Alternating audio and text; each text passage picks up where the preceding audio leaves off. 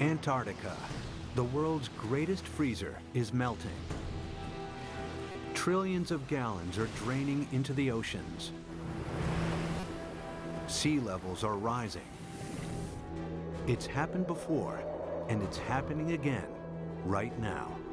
It's not a question of will sea level rise a large amount. It's only a question of how fast that will occur. How will humans fight back before our cities are inundated? Holding off the sea would be the major employer of the world by 2100. Massive levees to defend our coastlines. Floating towns and cities. Vast dams connecting continents. It's our greatest challenge yet, Earth underwater.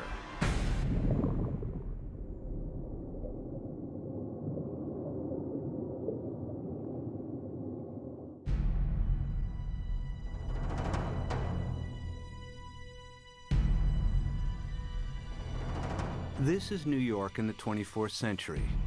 Sea levels have risen by 120 feet. Manhattan is flooded. What could cause such a terrifying scenario?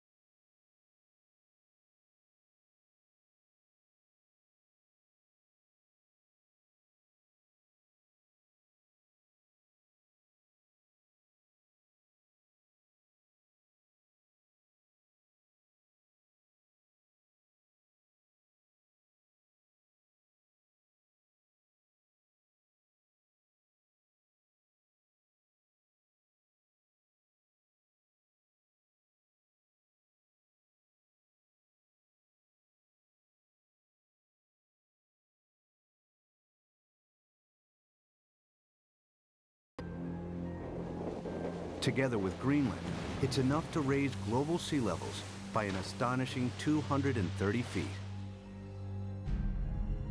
This is what North America would look like if all of the planet's ice melted. Europe would also shrink.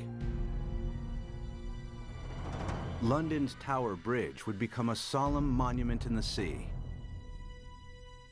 Berlin would be flooded, as would Paris.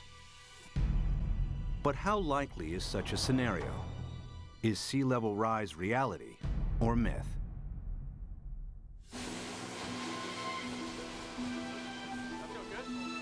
Professor Peter Ward is a paleontologist and astrobiologist.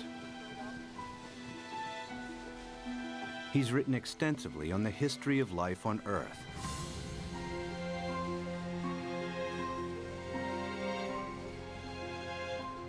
Today, Ward wants to know what would happen to our planet if sea levels rise foot by foot.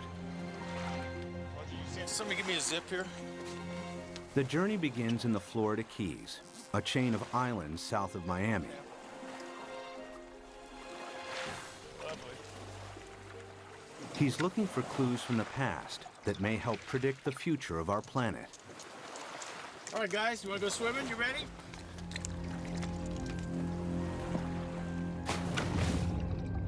Just a few feet below sea level are banks of coral that have been at this location for over 4,000 years.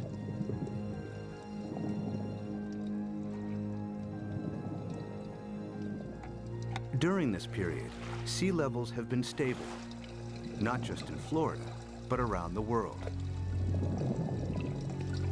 Who's going swimming with me? Come on, boys. But it hasn't always been like this.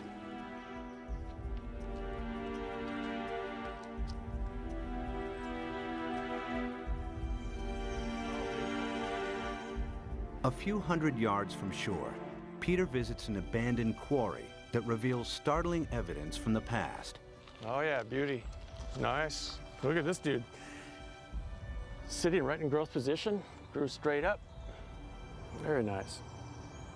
I came here at a very young 23 years of age.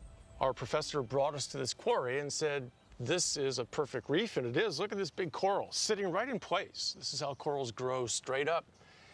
And not very far offshore from us, we have these same corals living in place. And these things have to live in at least 10 feet of water. So we're sitting here. There's not been any volcanism. Nothing has lifted Florida up. How could you get this coral this high up in the air now, unless you had sea level, at least another 10 feet above this? It was the first thing.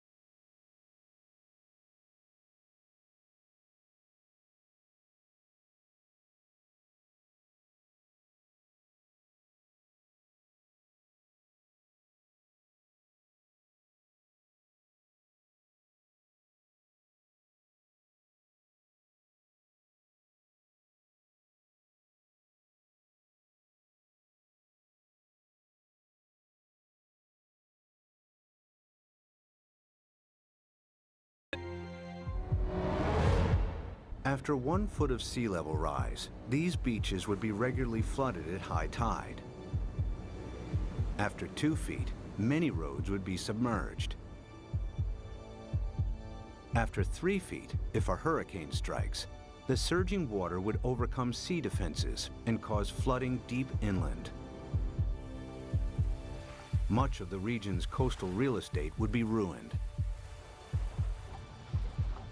We are looking at millions and millions and millions of dollars of real estate here.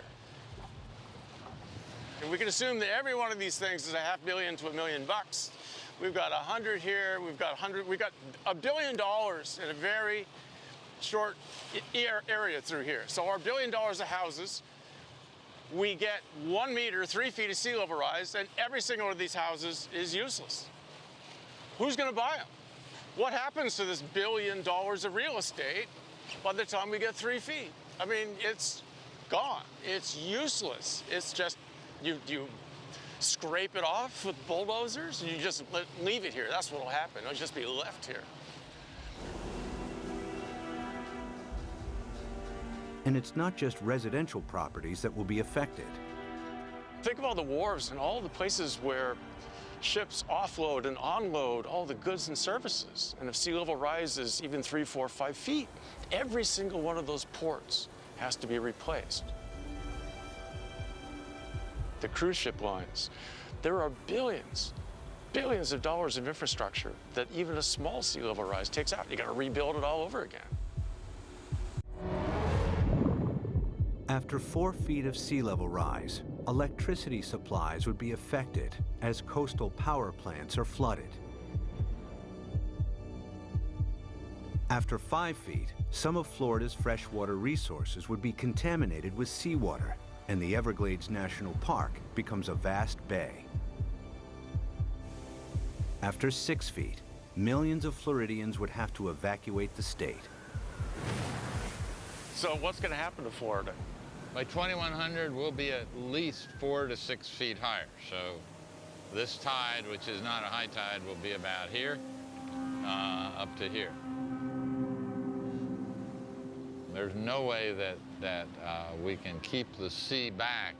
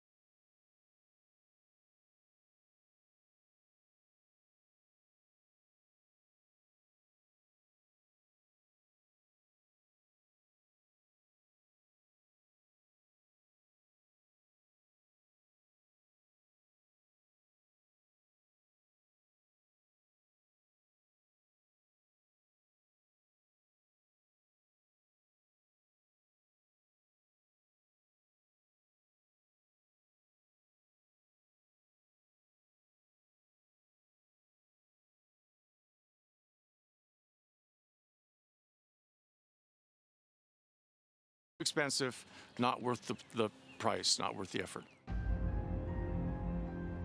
One city determined to defend itself against the sea is New Orleans, Louisiana.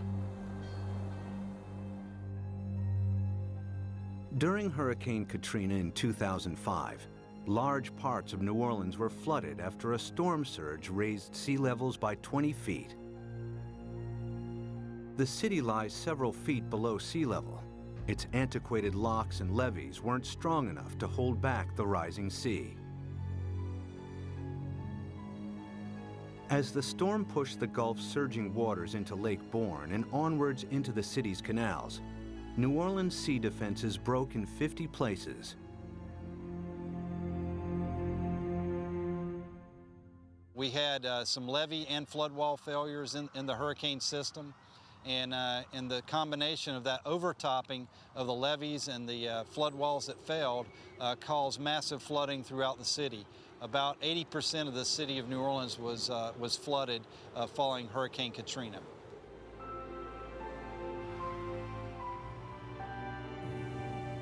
It took weeks before the floodwaters were pumped out and residents were able to return.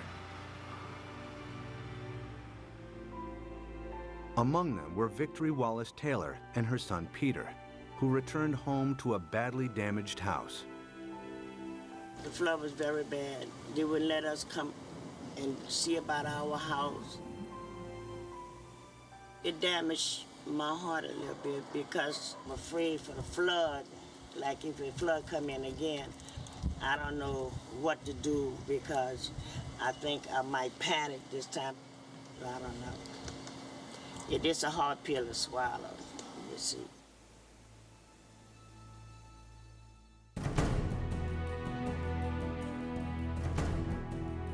To prevent New Orleans from flooding again, the U.S. government is investing billions of dollars in the city's sea defenses. Along the riverbanks, the U.S. Army Corps of Engineers is strengthening New Orleans' levees and locks. Their work here provides future insight into the kinds of construction that may be needed to protect coastal cities around the world against rising sea levels. We learned a lot of key lessons, and some of the key lessons learned were incorporated into the designs for the Greater New Orleans Hurricane Storm Damage Risk Reduction System. And that system is a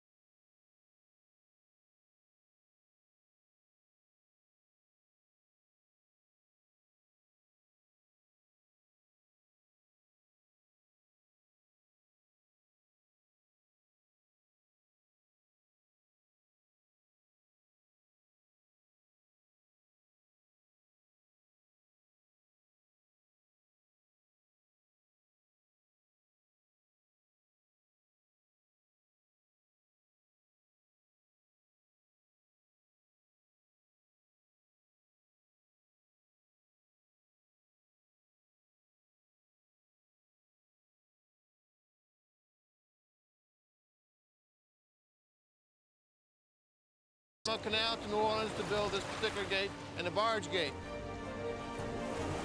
And what we've had to do is go down 60 feet through the newer material down to the old Pleistocene clay, and that is our basis. So the main wall itself goes down to minus 130 feet, and the batter piles that brace it are down to 190 feet. All tall buildings in New Orleans, the dome, everything is based upon piles. The new seawall also has to allow ships to pass through.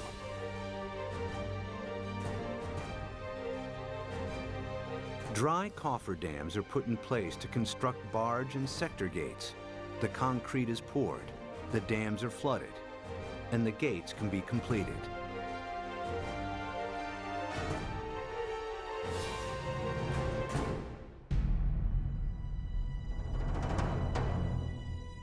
New Orleans' new sea defenses are costing the taxpayer a hefty $15 billion.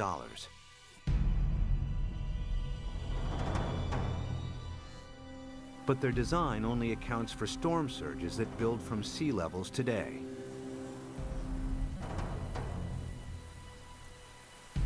If sea levels rise by 6 feet, any storm surge would be higher as well, and the city's sea defenses would have to be heightened at an even greater cost. Not every country can afford to spend billions on sea defenses. In Bangladesh, many of its 150 million inhabitants live at or just above sea level. Merely 3 feet of sea level rise will have a devastating effect on the country's population. Turns out the area of the world that would be most vulnerable to sea level rise would be Asia. The rice-growing river deltas in Asia that are very close to sea level. Even a modest 3-foot rise would put half the rice land in Bangladesh underwater. Bangladesh has over 100 to 120 million people, and that number is rising fast. A great deal of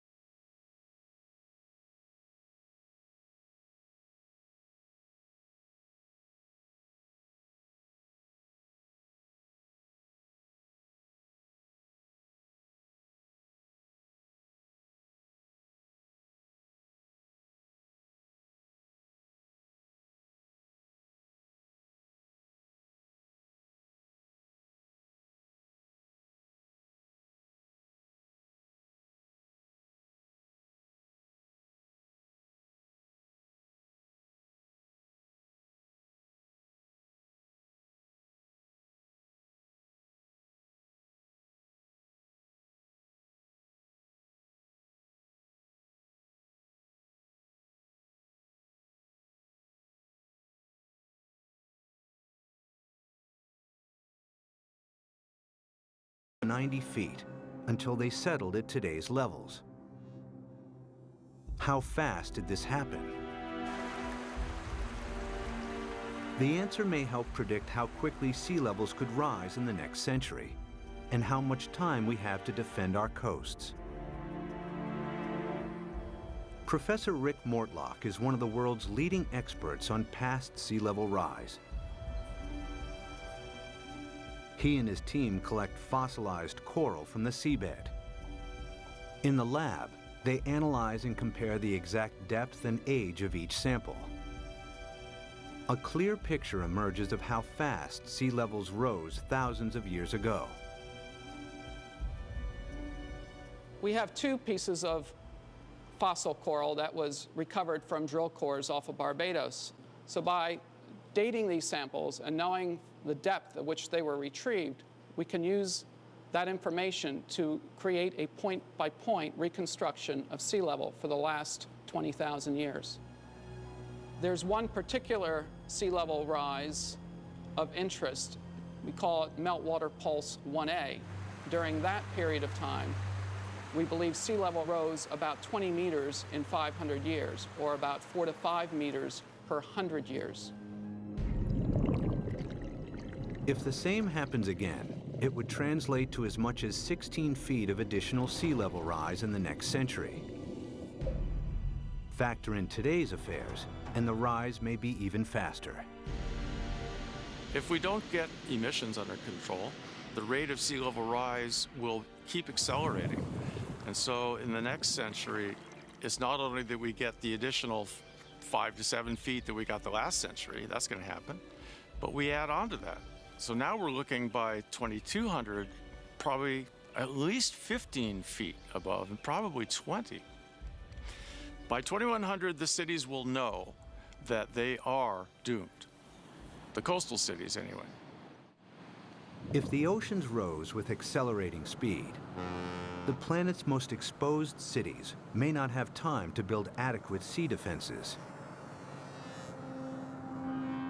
Sea levels would rise by 16 feet per century. New Orleans could flood, followed by Miami. Miami's the worst off, and New Orleans, those are two cities that will have to be abandoned, I imagine. As southern Florida is lost to the sea, other coastal regions will also struggle to hold back the tides.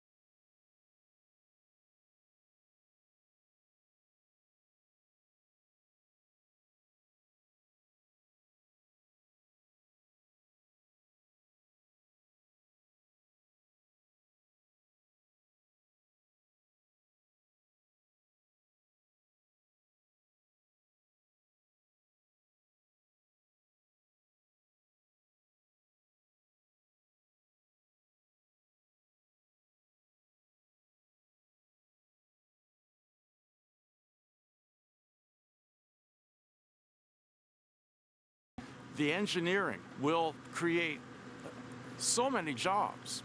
Holding off the sea will be the major employer of the world by 2100, I think. This is going to be worldwide. We're gonna have a dam revolution. The bay's entire coastline would have to be defended with levees in order to protect it. But in the east, the Sacramento-San Joaquin Delta would remain vulnerable because it's at or below sea level. The Delta has some of America's most fertile farmland. The most important part is food. It's unbelievable the proportion of human food that comes from land that is at sea level, not necessarily right next to the sea, but at an elevation that will be impacted by sea level rising. Sea level rises a little, all those fields next to it, even if they're not covered by the sea, are rendered useless for human crops by the sea. If the Delta and its farmland were lost to the sea, California's food supply would be in jeopardy. The Delta is also one of the main sources of fresh water on the American West Coast. This is the hub of California's water supply. 26 million people drink water that comes from this estuary. That's a huge number. 2/3 of the population of California gets water from this estuary. If you raise sea level even a foot, you know, which in our mind isn't all, as geologists, that doesn't seem like much. Yeah, but that's common, yeah. If you raise sea level a foot, the work that we've done suggests that you will salt up this end of the delta, even if the levees all stay together, even if they don't fail.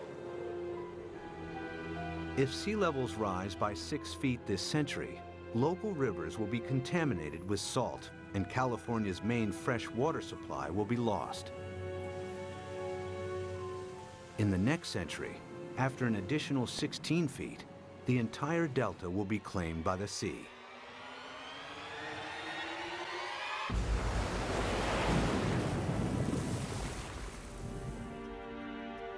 But there may be a way to defend both the Delta and San Francisco Bay. San Francisco is among the best, easiest to save. The most radical solution would be putting a big dam right across the bay under the Golden Gate Bridge. On the ocean side, the sea is about 130 feet deep.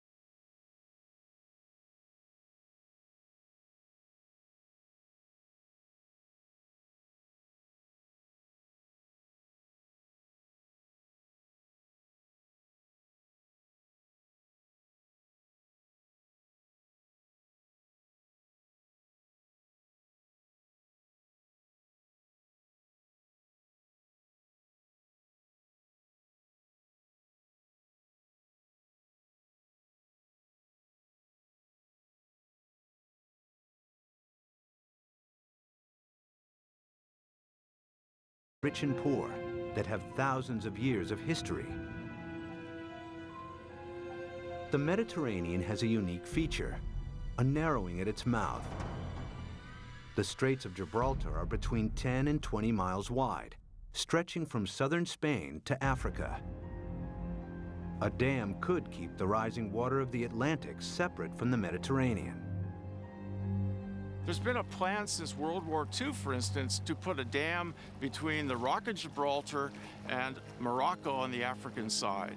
A dam big enough that sea level rise does not affect the Mediterranean. But building a dam here has one major drawback. Every year, the Mediterranean loses 2 feet of sea level through evaporation that is compensated by the inflow of water from the Atlantic. The dam would cut this off. In the case that you build a dam in the Gibraltar Straits, there will not be the flow of water from the Atlantic. So in the case that you cut the flow, so there will be a evaporation, there will not be compensation, and there will be a permanent drop of the water level. After years of evaporation, the Mediterranean would turn into a stagnant saltwater lake. Eventually, the sea would dry out. And if then the sea level would rise, let's say another... Sea defense engineer Peter Janssen maps out possible solutions on how to keep the Atlantic flowing while building the world's largest super dam. I looked at the surroundings. I looked at what may be required to make a closure. And then, well, I thought it may be feasible.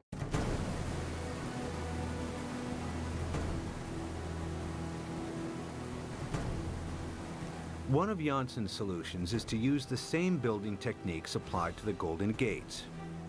The dam would be 20 miles long and tower 1,250 feet above the seabed, the same height as the Empire State Building. Another solution is to keep the natural flow of the Gibraltar Straits. Huge amounts of Atlantic surface water will flow into the Mediterranean. At a much lower depth, some of the Med's saltier water will be pumped back out again, keeping the sea's salt and sea level stable. The world's greatest super dam would cost $275 billion.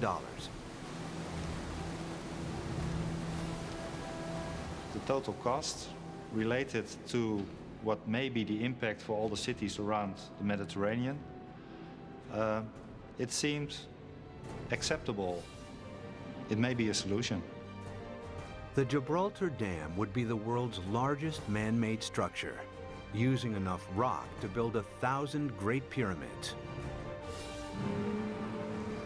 Although the dam would cut off the migration of marine life between the Med and the Atlantic, it would save the entire Mediterranean coastline from flooding. It's certainly technologically possible. The old cradle of civilization becomes really the center of civilization. They would be the last coastal cities never affected by sea level rising.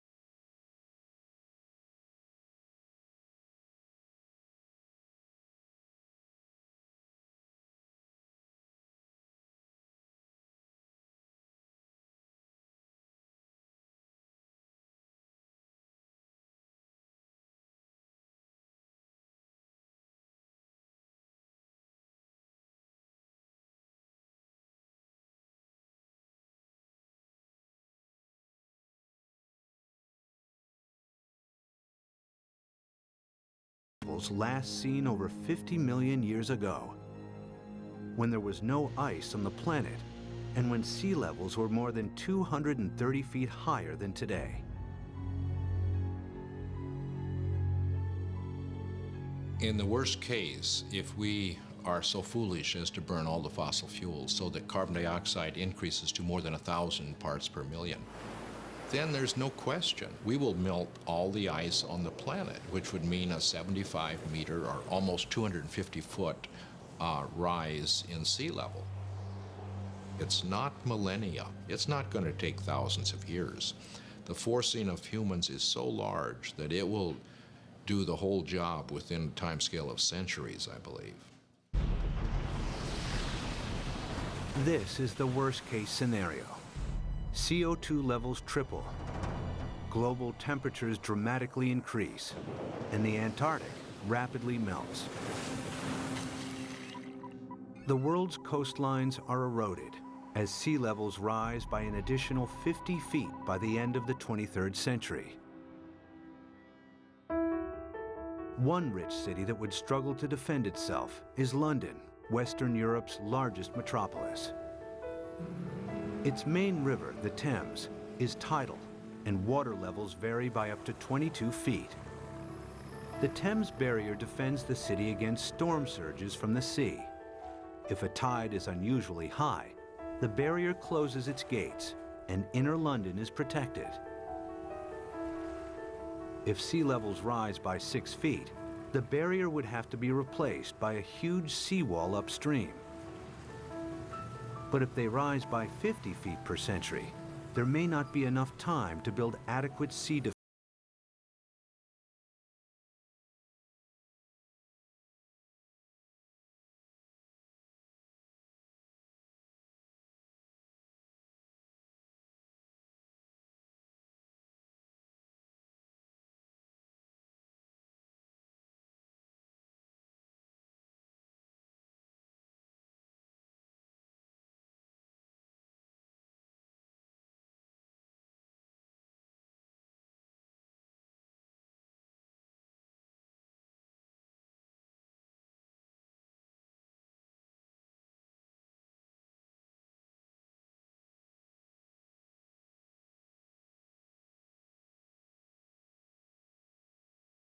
Sell your houses and say it's going to be okay, but you're trying to get out of there without drowning.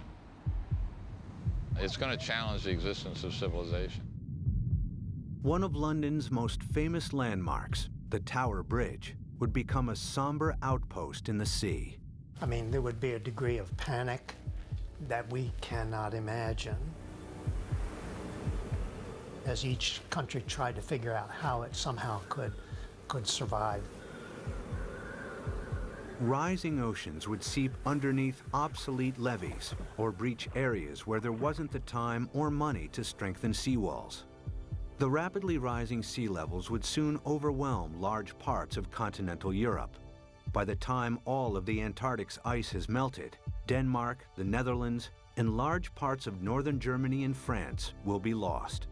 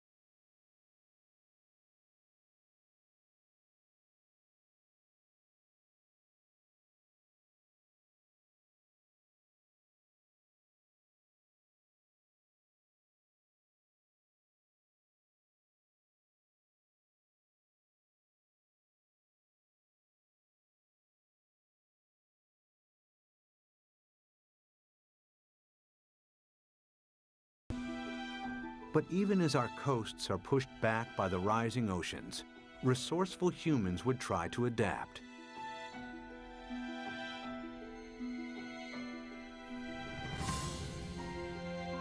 There are already plans to rescue New York.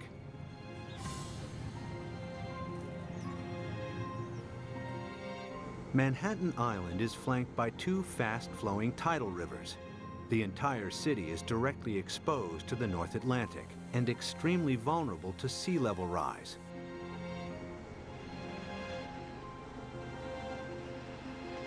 Professor Malcolm Bowman is an oceanographer and expert on the effects of sea level rise in New York. If the worst case scenario, the rapid meltdown of the ice sheet on Greenland, the West Antarctic ice sheet, were to happen extremely rapidly, the future of New York City is in peril. So the city has two options. One, either build massive defenses, or two, start evacuating the city and its population to higher ground. The flooding of New York's underground installations would only be the first in a series of catastrophic events. After the first 6 feet of sea level rise, parts of lower Manhattan would be submerged. If sea levels rise by 50 feet, the water would move into Times Square. Behind me is the Manhattan Bridge, with sea levels rising 250 feet. That bridge would have seawater lapping around the roadway. The New York City as we know it would not exist. But there is a way that New York might adapt even to extreme sea level rise. The idea is to build on water. Here in the Netherlands are several communities of floating houses. Koen Olthaus is a visionary architect who believes these houses are the beginning of a new trend in design and construction. So what you will see is that people go and design floating apartment buildings and really floating structures like 200 by 200 meters with roads on top of it and with cars on top of it and houses. Such floating cities could be built with a new lightweight material that's like a concrete sponge. The beauty about floating cities is that you don't have to protect them from nature. They just go on with nature, they live with nature. And they will just go up and down with the water. Olthaus has designed a seawall to protect Manhattan, with floating districts attached to it. New York, we're going to build a new Wall Street around it, around Manhattan. So we can redesign the city around it, or even having floating leisure around it, floating agriculture. A floating New York is still in the concept stage. But one day, this may be the solution for hundreds of coastal cities facing inundation. The best silver lining of the whole thing to me is that it will require a united world.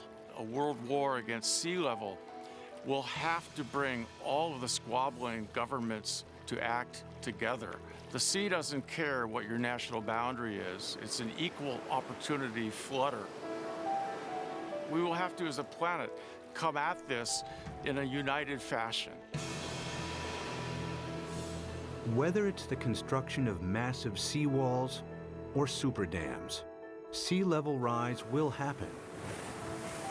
The question is not if, but how fast and how much our oceans will rise.